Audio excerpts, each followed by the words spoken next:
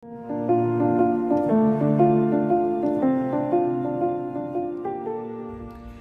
वालेकुम viewers and welcome back. उम्मीद करती हूँ आप सब खैरियत से होंगे। सबसे पहले अगर आप ये वीडियो देख रहे हैं तो यकीनन बहुत बहुत मुबारक हो आपको गुड न्यूज़ मिलने की। ये जो टाइम होता है प्रेगनेंसी का, इसमें बहुत सारी इंफॉर्मेशन है, मैगजीन्स के अंदर इंफॉर्मेशन होती है, इंटरनेट के ऊपर बहुत सारी इंफॉर्मेशन होती है।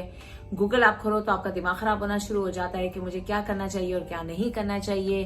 तो इस वजह से मैंने सोचा कि मैं सारी चीजें एक वीडियो में कंपाइल करके आपके साथ शेयर करूं कि आपको प्रेगनेंसी में कौन से सप्लीमेंट्स लेने चाहिए और कौन से सप्लीमेंट्स आपको अवॉइड करने चाहिए। वीडियो स्टार्ट करने से पहले अगर आपने मेरे चैनल को सब्सक्राइब नहीं किया तो प्लीज काइंडली सब्सक्राइब जरूर कीजिएगा और बेल नोटिफिकेशंस को प्रेस करना प्लीज मत भूलिएगा। अच्छा जी, स्टार्ट करते हैं कौन से सप्लीमेंट्स आपको लेने चाहिए। सबसे पहले हम स्टार्ट करेंगे प्री नेटल वाइटामिन के साथ। प्री नेटल वाइटामिन जैसे कि प्रेग्ना केयर है, ये आप ले सकते हैं through out your pregnancy. However इसके साथ आप एक्स्ट्रा वाइटामिन, एक्स्ट्रा सप्लीमेंट्स कोई भी और मत लीजिएगा। इसके अंदर प्रॉपर मिकदार मौजूद होती है, जो भी रिकमेंडेड डोजेज होती है उन पर्टिकुलर वाइटामिन की। प्री नेटल वाइटामिन लेने से आपके अंदर जो चांसेस होते हैं प्री एक्लैम्पशिया के, यानी कि ब्लड प्रेशर हाई होने के ड्यूरिंग प्रेगनेंसी, वो भी कम हो जाते हैं और प्री टर्म बर्थ भी कम के चांसेस भी कम हो जाते हैं, यानी कि वक्त से पहले की डिलीवरी आपकी जो है वो नहीं हो। प्री नेटल वाइटामिन के साथ आप जो एक एक्स्ट्रा सप्लीमेंट ले सकते हैं वो है फोलेट, या फिर आप फोलिक एसिड ले सकते हैं। इसकी रिकमेंडेड डोजेज जो है वो 400 माइक्रोग्राम्स टू 600 माइक्रोग्राम्स है। Please check with your doctor before taking any medication. अच्छा, ये फोलिक एसिड क्या करती है कि ये आपके जितने भी बेबी के अंदर बर्थ डिफेक्ट्स आ सकते हैं या क्लेफ्ट पैलेट आ सकता है, उसको प्रिवेंट करते हैं, कोई भी एबनॉर्मलिटी ना आए। इसकी वजह से आपने फोलिक एसिड या फोलेट लेना है। ये दोनों प्रेगनेंसी से 3 महीने पहले भी आप ले सकते हैं, जब आप प्रेग्नेंट होने के लिए ट्राई कर रहे होते हैं, तो उस टाइम पे भी आप ये दोनों prenatal vitamin as well as folic acid या फोलेट, आप ये दोनों चीजें ले सकते हैं। थर्ड सप्लीमेंट है आयरन। अच्छा, आयरन आपने तभी लेना है अगर आप एनीमिक हैं या आपको डॉक्टर ने कहा है कि आपने आयरन लेना है। आयरन लेना इसलिए बहुत ज्यादा जरूरी है क्योंकि ये बेबी की ग्रोथ में बहुत ज्यादा हेल्प करता है। उसके अलावा जो प्लेसेंटा है, यानी कि जो कनेक्शन होता है मदर और बेबी के दरमियान में, ये उसकी डेवलपमेंट में भी बहुत ज्यादा हेल्प करता है। अच्छा, आयरन लेते हुए आपने इस बात का एहतियात जरूर करनी है कि डॉक्टर की रिकमेंडेशन के बगैर आयरन प्लीज मत लीजिएगा, क्योंकि आयरन के साइड इफेक्ट्स होते हैं जिसमें कॉन्स्टिपेशन होती है, वॉमिटिंग होती है और बहुत सारे और भी साइड इफेक्ट्स होते हैं। नेक्स्ट सप्लीमेंट जो है वो है विटामिन डी। विटामिन डी मैंने अपनी पिछली वीडियोस में भी बताया था कि कंसेप्शन के लिए बहुत ज्यादा इंपॉर्टेंट है विटामिन डी। उसके अलावा जब आप प्रेग्नेंट हो जाएं तब भी विटामिन डी बहुत ज्यादा इंपॉर्टेंट है। या तो आप डायरेक्ट थ्रू सनलाइट ले सकते हैं या आप इसके 600 इंटरनेशनल यूनिट के सप्लीमेंट्स ले सकते हैं डेली।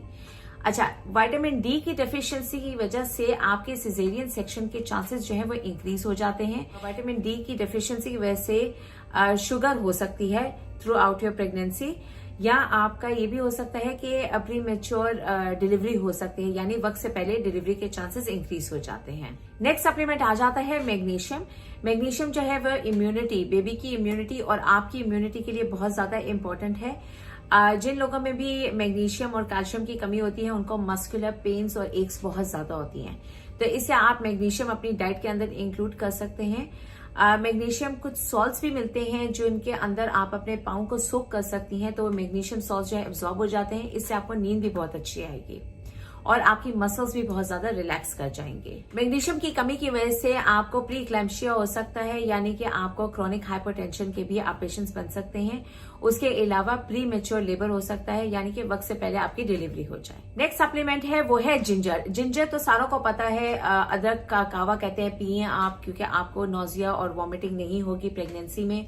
ये बिल्कुल सच है, जिंजर इज रियली गुड, आपको जिंजर कंज्यूम करना चाहिए। लेकिन हमेशा जो भी सप्लीमेंट्स मैंने अभी तक मेंशन किए हैं उनकी एक प्रॉपर डोजेज होती है जो आपने लेनी होती है। कुछ मैंने मेंशन भी कर दी है, ये आपने उस रिकमेंडेड डोज से ज्यादा एक्सीड नहीं करना है, क्योंकि जो भी चीज एक्स्ट्रा आपकी बॉडी के अंदर मौजूद होगी that is not good for your health. अच्छा जी, अब हम बात करेंगे कौन से सप्लीमेंट्स, ऐसे 2 सप्लीमेंट्स मैं आपको बताऊंगी जो आपने कंप्लीटली अवॉइड करने हैं प्रेगनेंसी में। नंबर 1 है विटामिन ए एंड नंबर 2 है विटामिन ई। अच्छा, ये दोनों सप्लीमेंट्स जो है वो फैट सॉल्युबल सप्लीमेंट्स हैं, यानी कि जब ये आप लेते हैं तो इनकी जो भी एक्सेस अमाउंट है, जितनी भी एक्सेस क्वांटिटी आपके ब्लड के अंदर मौजूद होगी, वो सारी जाके लिवर के अंदर डिपॉजिट हो जाती है, यानी कि लिवर के अंदर विटामिन ए और विटामिन ई स्टोर होना शुरू हो जाता है। تو یہ افیکٹ کرتا ہے آپ کے بیبی کے لیور کو بھی اور آپ کے بھی لیور کو. تو اس کی وجہ سے برتھ ڈیفیکٹس جو ہوتے ہیں وہ کامن ہو جاتے ہیں. تو اس کی وجہ سے آپ نے وائٹامن اے اور وائٹامن ای لینے سے پرہیز کرنی ہے.